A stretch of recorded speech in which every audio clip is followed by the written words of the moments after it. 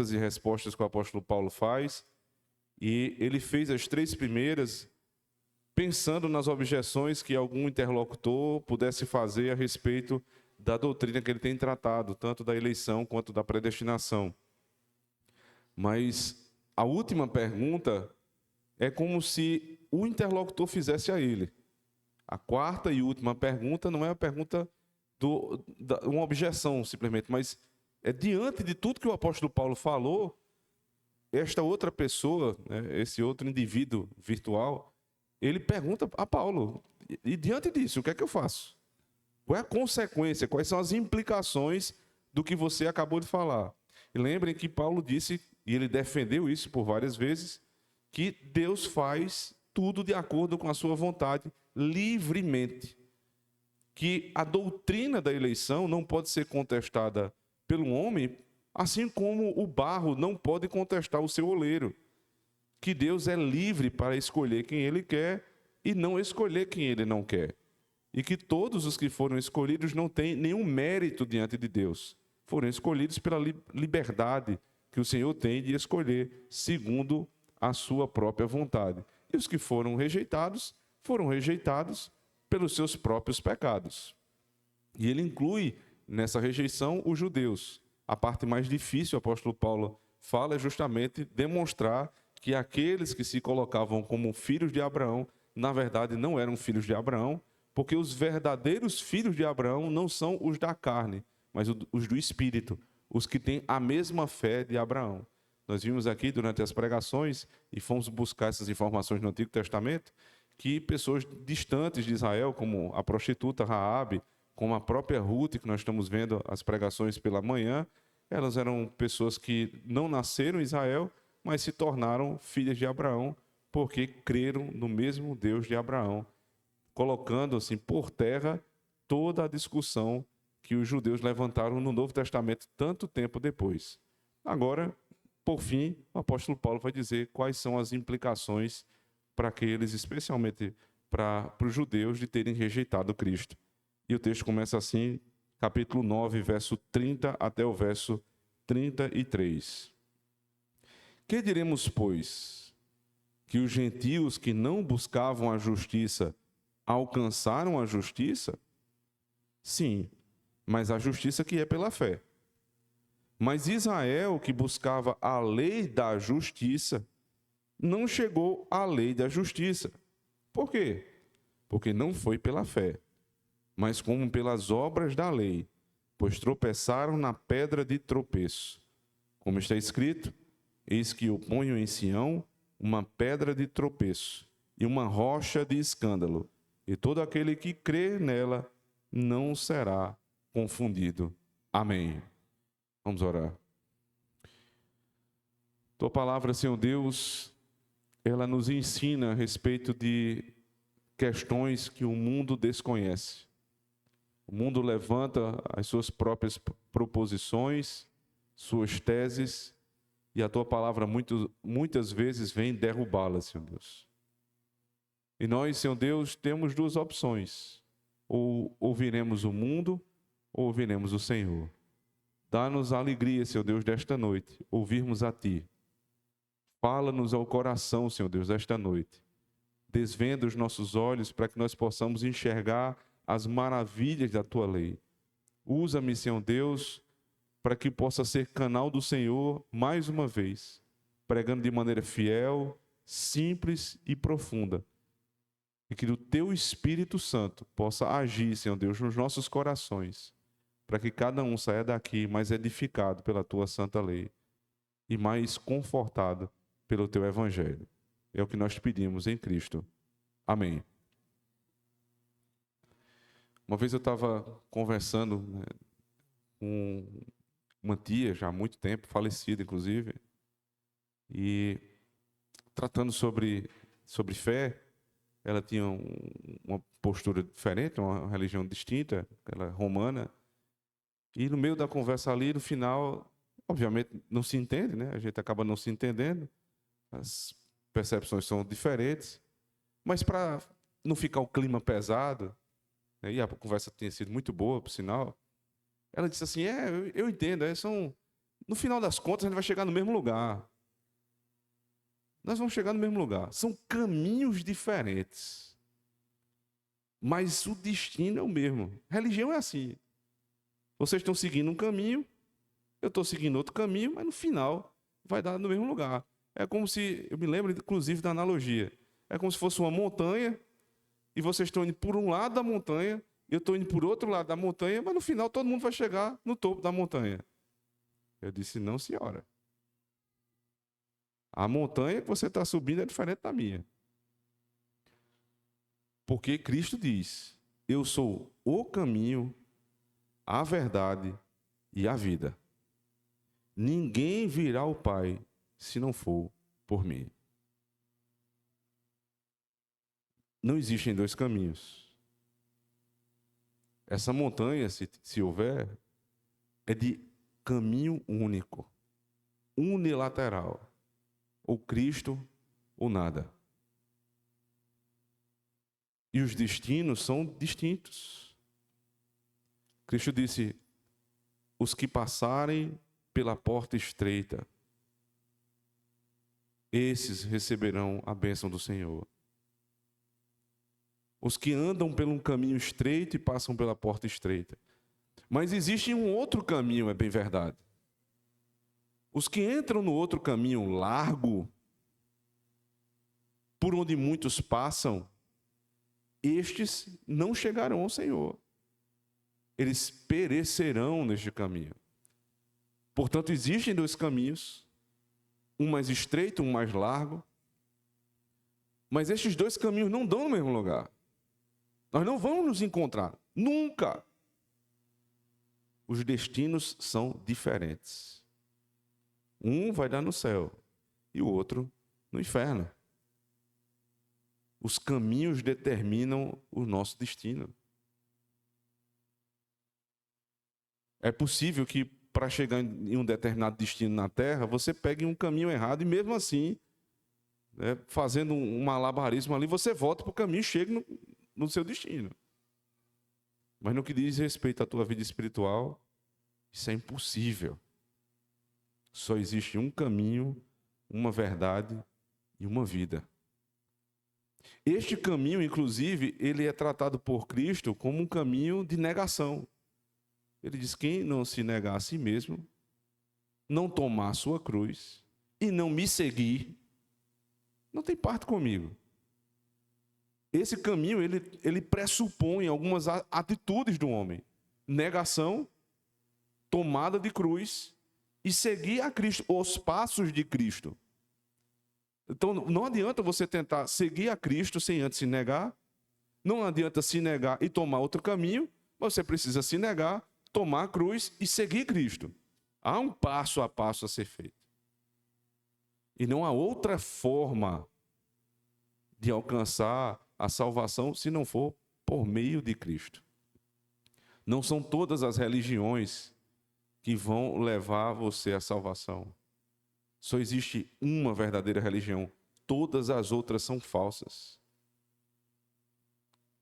E quando a forma de tratar sobre religião é palatável aos ouvidos, ou seja, quando todo mundo gosta do assunto, quando todo mundo ouve, pessoas que vivem na impiedade, que vivem longe de Deus, e ouvem uma tese como essa, né? Você vai por um caminho, eu vou por outro caminho, fulano vai por um caminho, o outro vai por outro, o outro não está nem aí para Deus, mas vai no final das contas para achar um caminho. Todo mundo gosta disso. Porque é muito agradável aos ouvidos do pecador ouvir que de alguma forma ele vai chegar lá. Mas é a maior maldade que se faz com alguém é alimentar esse tipo de pensamento. A forma como nós devemos demonstrar o amor pelos perdidos é falando a verdade.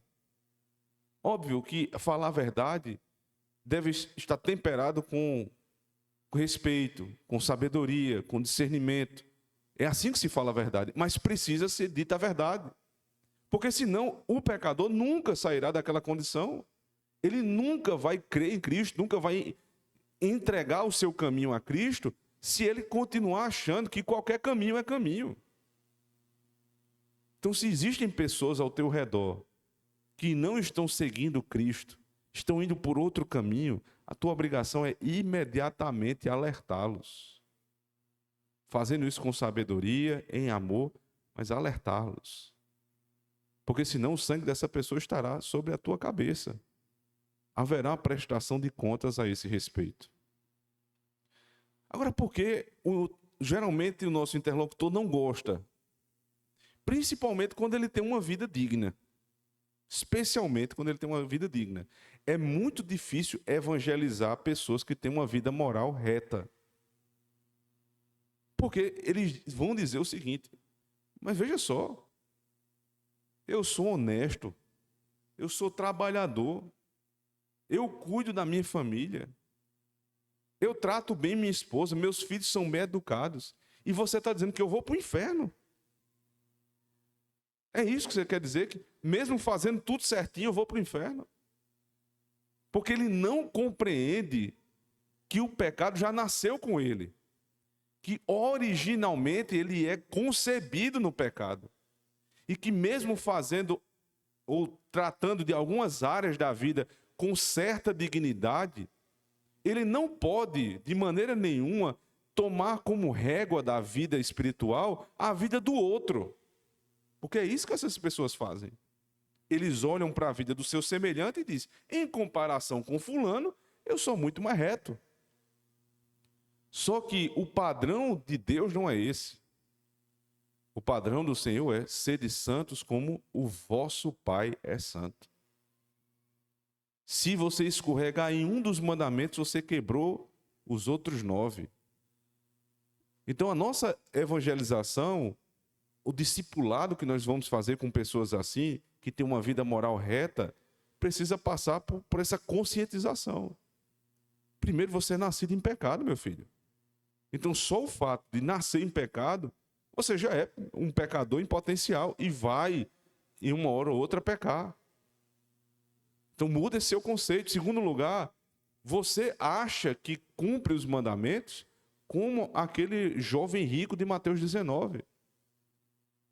Até que se encontre o ídolo do teu coração. No caso de Mateus 19, o jovem rico, ele tinha nas riquezas o seu ídolo.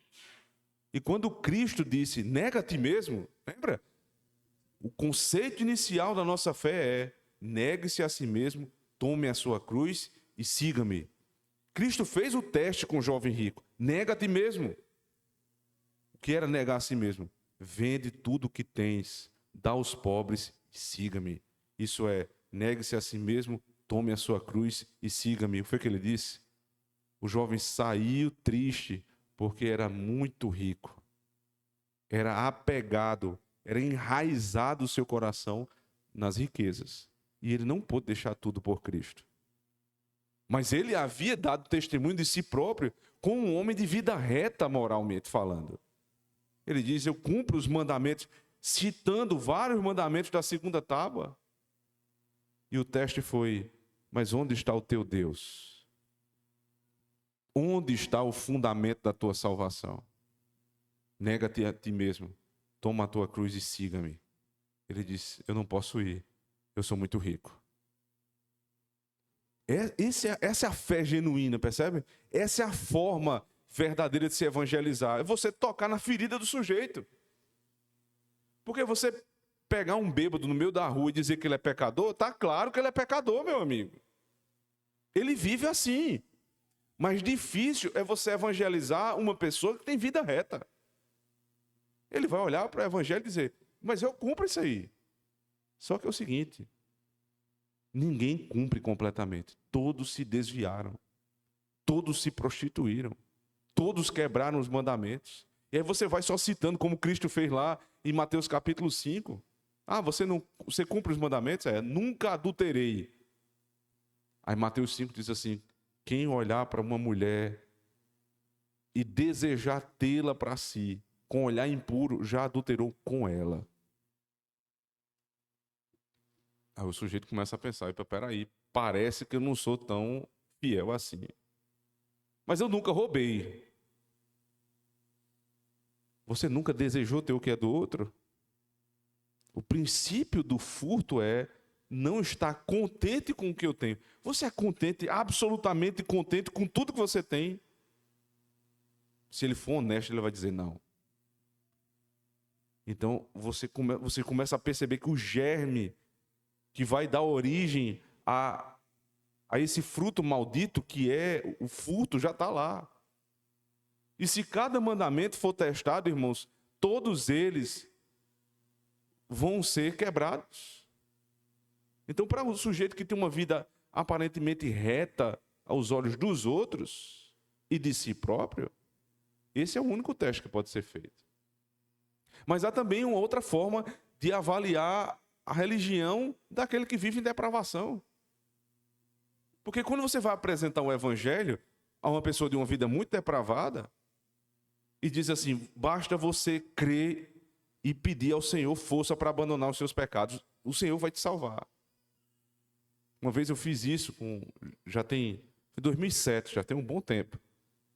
Tinha acabado de me converter, tinha 2 anos de conversão, trabalhando numa empresa da família e conversando com um motorista de lá, vivia uma vida verdadeiramente depravada. E ele disse, rapaz, eu acho muito bonita a vida que vocês vivem, assim, esse evangelho que vocês creem, mas para mim não tem mais jeito. E eu fui explicar o que era o evangelho para ele. Ele disse assim, mas assim é fácil demais. Mas de fato é fácil demais. Você é só crer, creia. Mas ele disse, não, é tão fácil. Eu acho que não é possível. Com tudo que eu fiz na vida. Então veja, para um, ele já tem a justiça própria. E para outro ele diz, é impossível que seja tão fácil assim. Mas o caminho é sempre o mesmo. Creia no evangelho, abandone os teus pecados e seja salvo. O caminho é o que Cristo nos ensinou. Qual era então o problema que o apóstolo Paulo estava tratando aqui, dos versos 30 ao verso 33? Foi um problema levantado pelos judeus.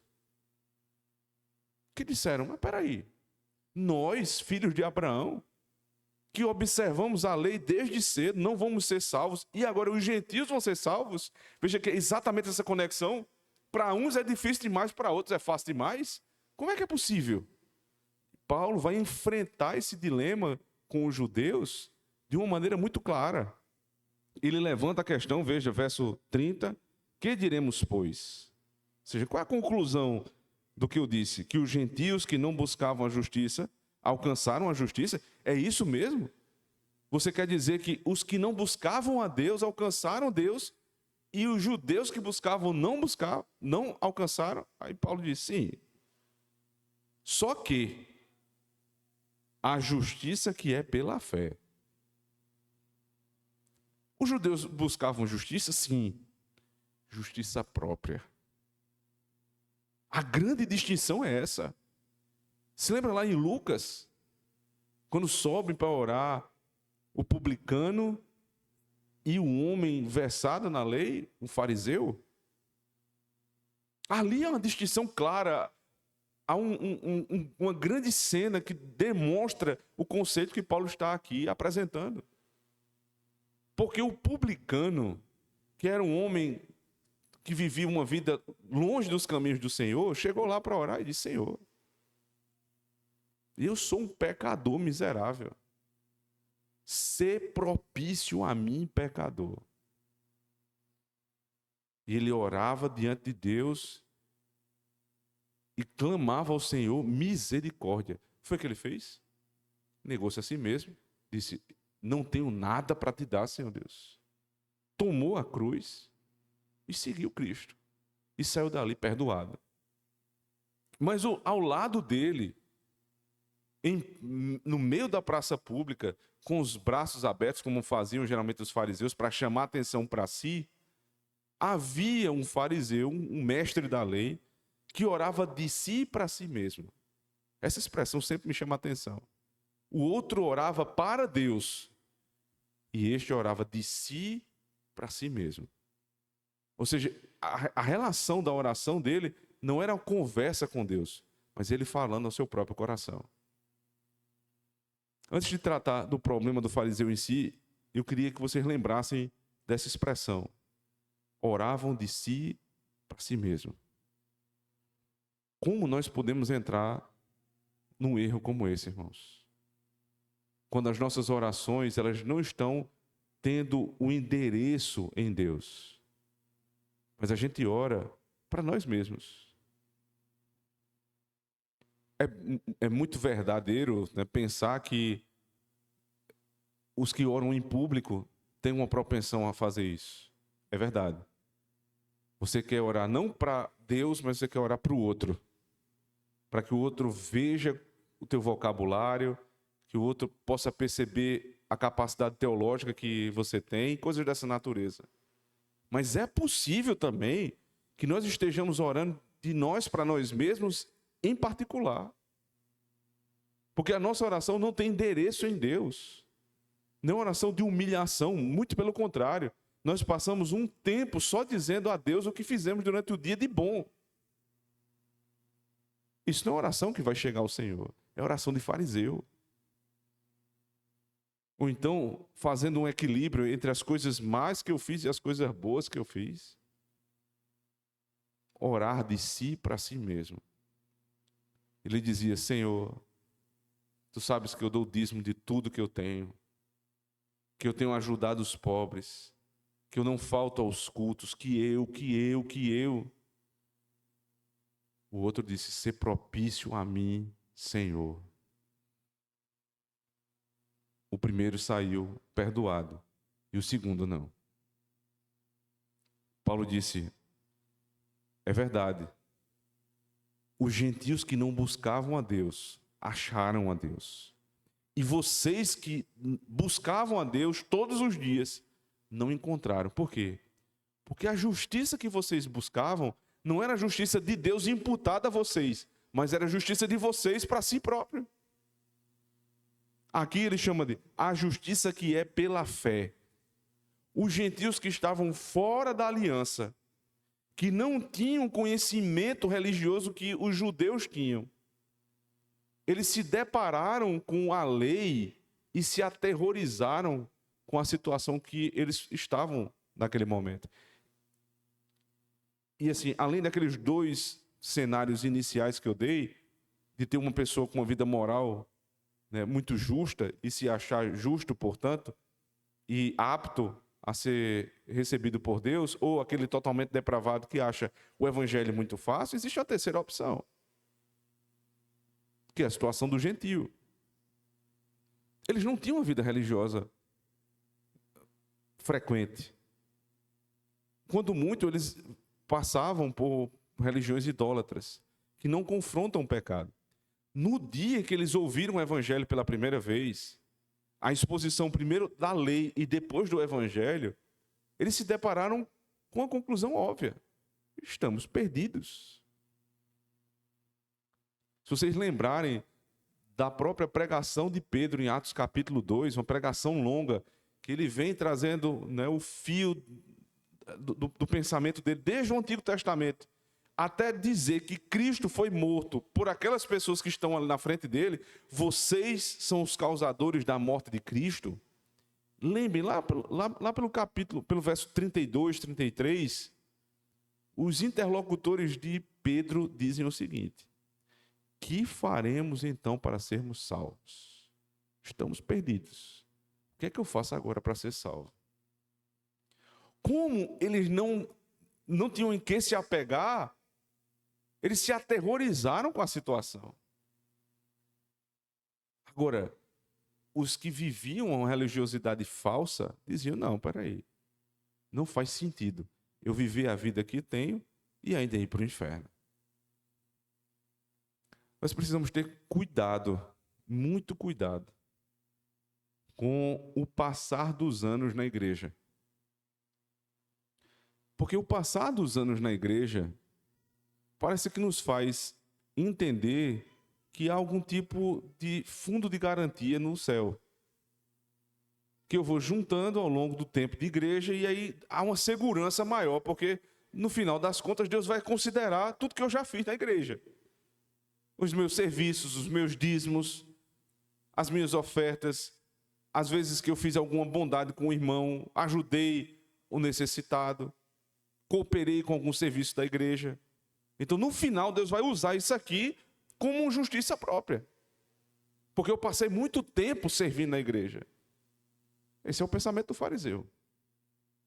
Essa é a oração de si para si. Deus não vai levar isso em conta para a salvação.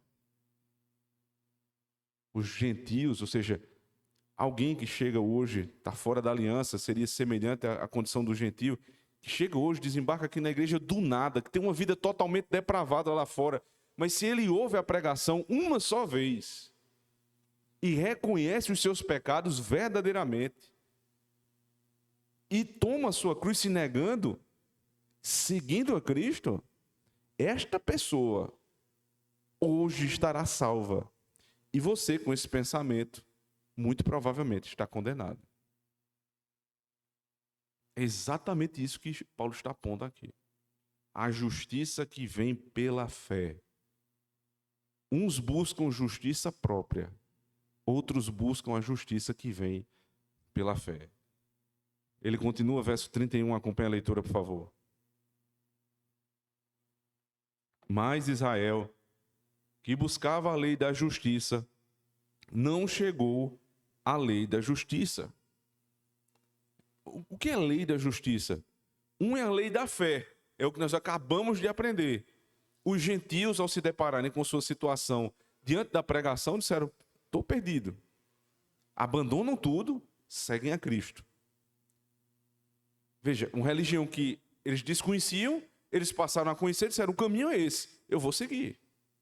A outra forma é a lei que os judeus buscavam. Eles buscavam a lei da sua própria justiça. Não alcançaram. A palavra que é utilizada aqui, não chegou à lei, é não alcançaram. Vocês se lembram que o jovem rico, mais uma vez citado aqui em Mateus capítulo 19, ele diz: como eu entro? Como eu posso fazer para conseguir o reino dos céus? Cristo disse: mas não é assim. Não é o que você faz. Você não compra, você não paga, você não alcança. É dado. Os que não buscaram, ou seja, os que não estavam se esforçando, receberam gratuitamente, pela justiça da fé. Mas vocês que fazem tanto esforço para entrar nos céus por justiça própria, nunca vão alcançar. Por quê? Porque é impossível. Ele diz logo em seguida: por quê? Verso 32. Porque não foi pela fé, mas como que pelas obras da lei, pois tropeçaram na pedra de tropeço. Aí ele agora vai nos fazer, mais uma vez, enxergar o pano de fundo do Antigo Testamento. Os judeus tropeçaram na pedra de tropeço. O que é isso? A lei havia sido dada desde Moisés. Mas a lei, ela foi dada no contexto de graça. Os irmãos lembram? O prólogo da lei é: eu sou o Senhor Deus Todo-Poderoso, que te tirei da terra do Egito, da casa da servidão. Não terás outros deuses diante de mim. Eles primeiro foram salvos do império de Faraó, graciosamente, sem buscarem, o Senhor os alcançou por meio de Moisés. Quando eles estão já protegidos lá no Monte Sinai, o Senhor dá a lei. Então a lei era para o serviço de santificação, não para a salvação. Ao longo do tempo, o que foi que os judeus fizeram? Inverteram a ordem. Colocaram primeiro a lei para que pudessem alcançar a salvação. E esta lei não é a lei de Moisés, simplesmente. Moisés é o portador. Mas os irmãos lembram que o Antigo Testamento já dizia: virá um que é superior a mim. O Senhor da lei é Cristo. Moisés é um instrumento de Deus para entregar a lei. Portanto, esta lei que está sendo tratada aqui, que os judeus usavam como a fórmula mágica para que pudessem alcançar a salvação: se eu cumprir a lei, eu estou salvo. E aí ele se refere não somente os 10 mandamentos, mas todos os desdobramentos da lei, especialmente lá em Levítico, no sistema sacrificial. Eles diziam: se nós cumprirmos as cerimônias, se nós cumprirmos as ordenanças, nós estamos salvos. Agora, o apóstolo Paulo está dizendo: vocês tropeçaram em Cristo. A lei foi dada com um objetivo. Vocês mudaram o objetivo. E ao invés de ter na lei um fundamento, vocês tiveram uma pedra de tropeço. E ele cita aqui alguns textos. Veja, no verso 33 ele diz, como está escrito, ele está se referindo aqui a alguns textos. Eis que eu ponho em Sião uma pedra de tropeço e uma rocha de escândalo, e todo aquele que crer nela não será confundido. Paulo está dizendo, vocês deveriam ter aprendido o que já foi dito desde o Antigo Testamento. Onde estão esses textos? Primeiro, Isaías 28, verso 16. Abra comigo, por favor.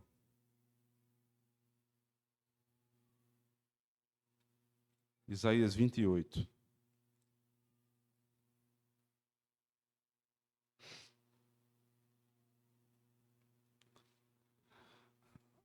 Veja, é interessante que se lembre que existem cumprimentos das promessas. Eu já falei isso aqui há pouco tempo, mas é bom lembrar.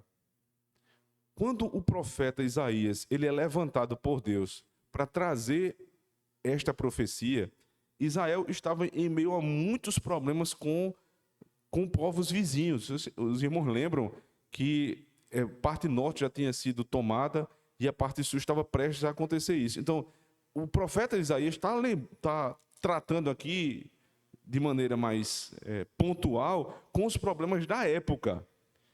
Mas ele mostra que a solução para estas ameaças era parcial, porque o que estava acontecendo era a sombra do que iria acontecer de fato. O que acontecia com Israel era a sombra do que acontecerá com a igreja. E a solução para Israel, a solução para a igreja era o Messias. Portanto, o segundo cumprimento desta profecia é Cristo. Havia um cumprimento ali temporário, na sua época, e um segundo cumprimento em Cristo. Assim, com essa perspectiva, nós vamos ler o verso 16, que diz o seguinte: portanto, assim diz o Senhor Deus, eis que eu assentei em Sião uma pedra já provada, pedra preciosa de esquina. Guarde essa informação, pedra de esquina, que está bem firme e fundada. Aquele que crê, não se apresse. Em meio às ameaças dos outros povos, ele disse, não se apresse. Eu já coloquei uma pedra que vai proteger Israel. Quem crê. Perceba, não é quem fizer, não é quem cumprir, é quem crê. Evidentemente, Isaías está se referindo aqui a Cristo. E a esperança de Israel era por meio da fé, não era por meio das obras. Quem crê, não se apresse, será salvo por esta pedra. Nesse caso, irmãos, nós estamos percebendo que a pedra aqui é um sinal de proteção, é um sinal de bênção. Se você crê, a pedra, ela vai te salvar. Mas se você voltar comigo lá para Isaías 8, Isaías 8, 14.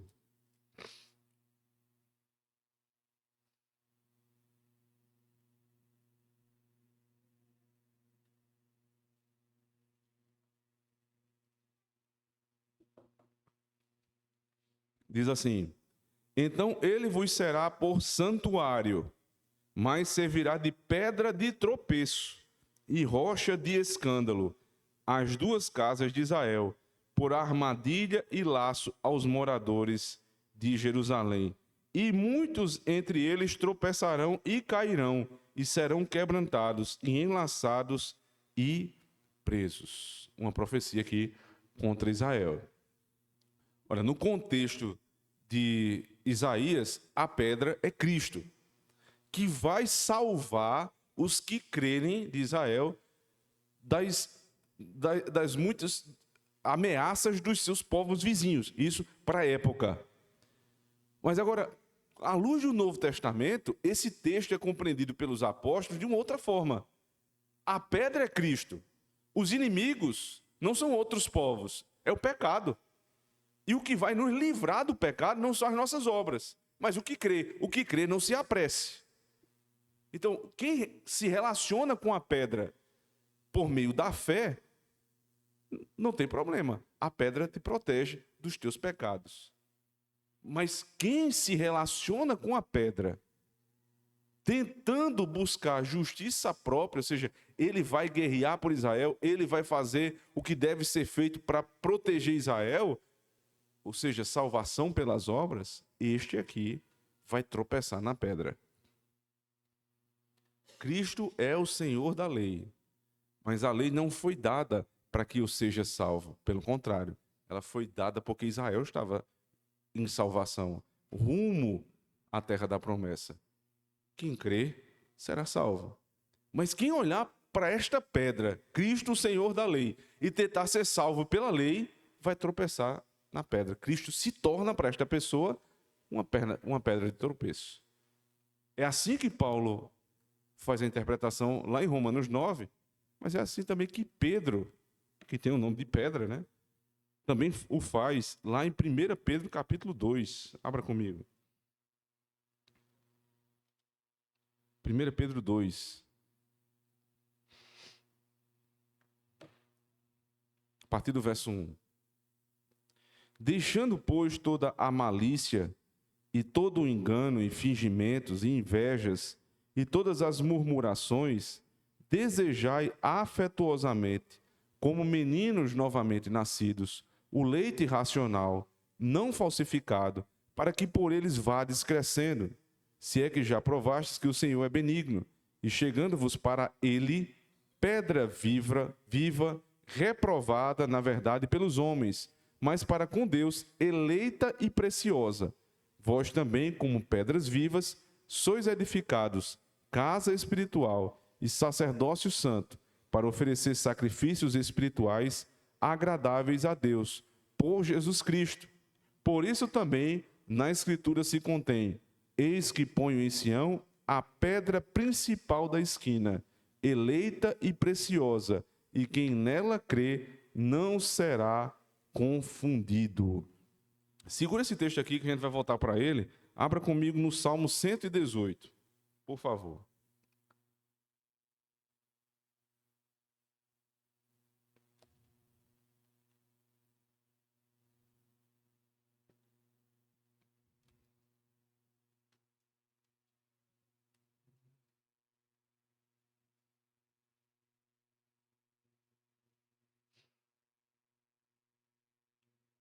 A partir do verso 14. O Senhor é minha força e o meu cântico, e se fez a minha salvação. Deus é a minha salvação. Não tendas do justo, nas tendas dos justos a voz de júbilo e de salvação. A destra do Senhor faz proezas. A destra do Senhor se exalta. A destra do Senhor faz proezas. Não morrerei, mas viverei, e contarei as obras do Senhor.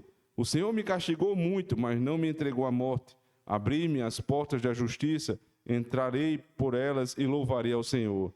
Esta é a porta do Senhor, pela qual os justos entrarão. Veja, ele vem louvando a Deus pela salvação que Deus o concedeu, graciosamente. Aí ele diz: esta é a porta, esse é o caminho pelo qual os justos entrarão. Louvar-te-ei, pois me escutaste e te fizeste a minha salvação. A pedra que os edificadores rejeitaram tornou-se a cabeça da esquina.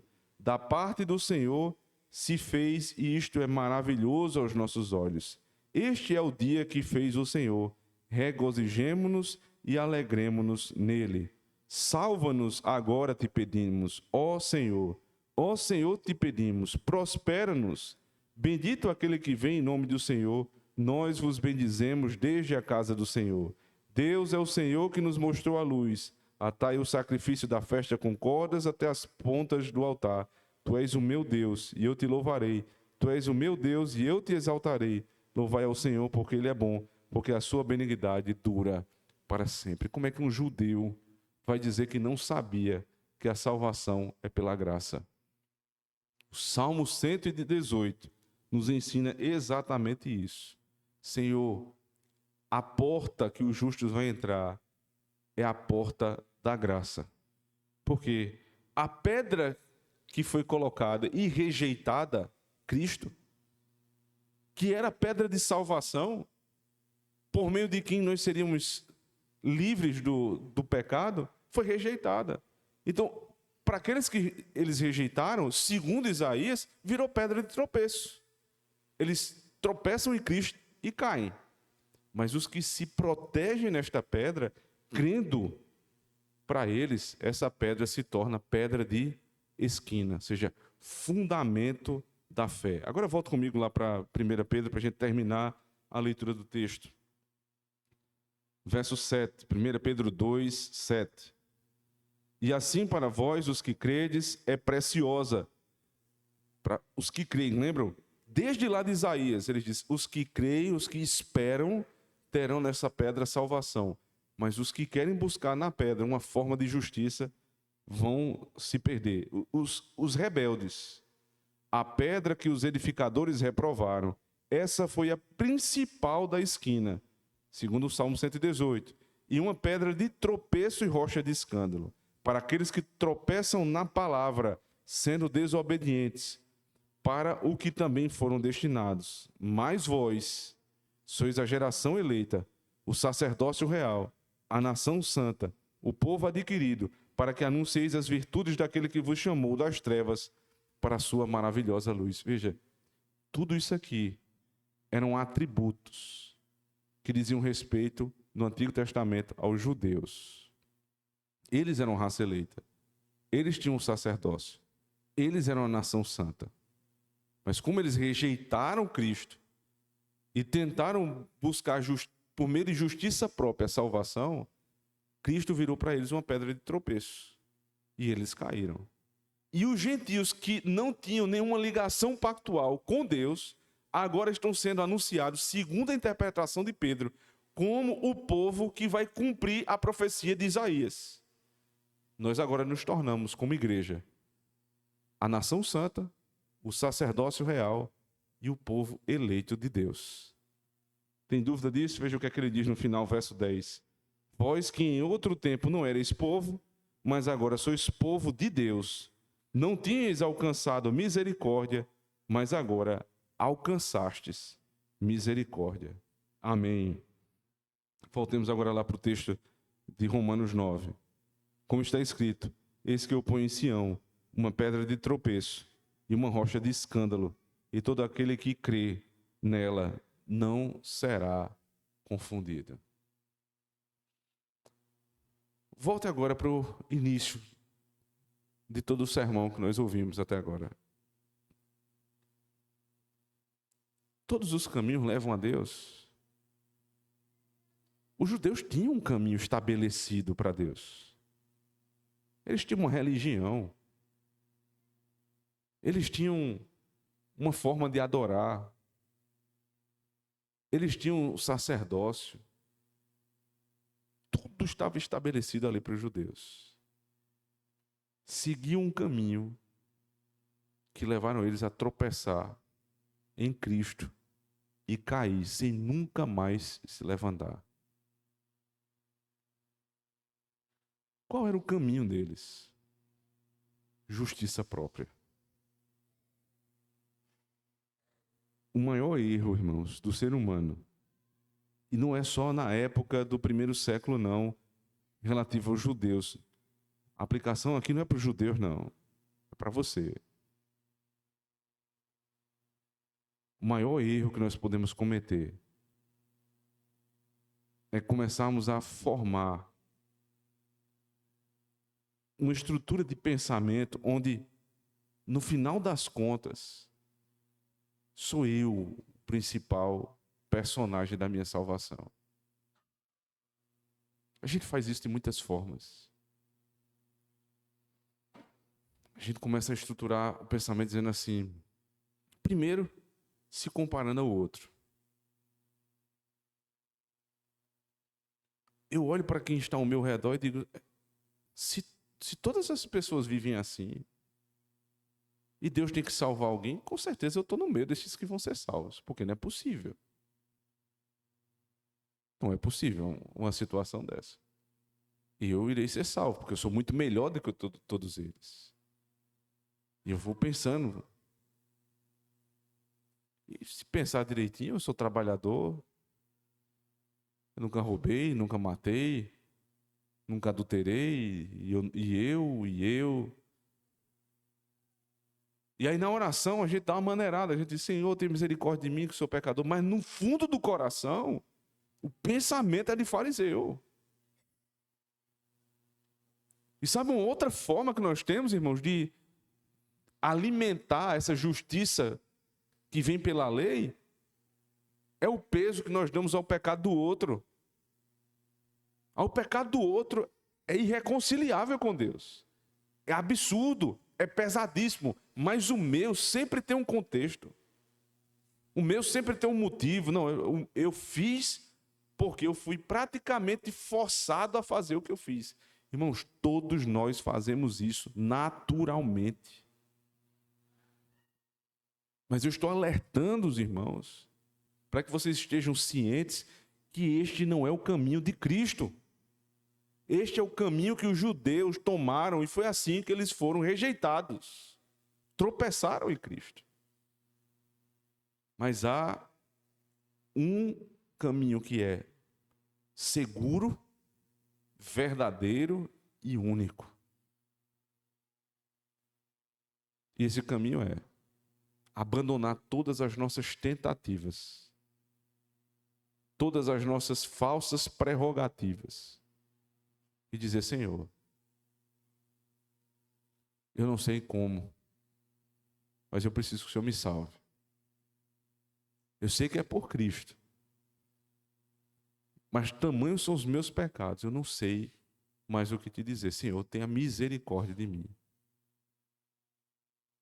É exatamente a oração do publicano. E se você fizer isso, se você nunca fez, faça hoje. Se você fizer isso,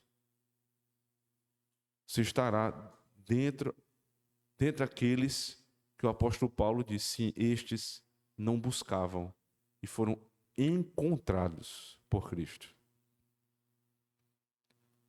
Mas se por outro lado você tentar, de alguma forma, reunir justificativas para os teus pecados e de alguma outra forma encontrar motivos pelos quais você merece ir para o céu, mesmo que você não diga exatamente com essas palavras, meu irmão, você está perdido. Porque os judeus, os fariseus, tinham uma vida muito mais ilibada do que a tua, não tenha dúvida. Os fariseus, eles eram um modelo de vida pública para qualquer pessoa da época, mas não para Cristo. Tropeçaram em Cristo e se perderam. A única esperança, o único caminho, a única salvação é abandonar os nossos pecados, negarmos a nós mesmos e seguir este caminho seguro que é Cristo.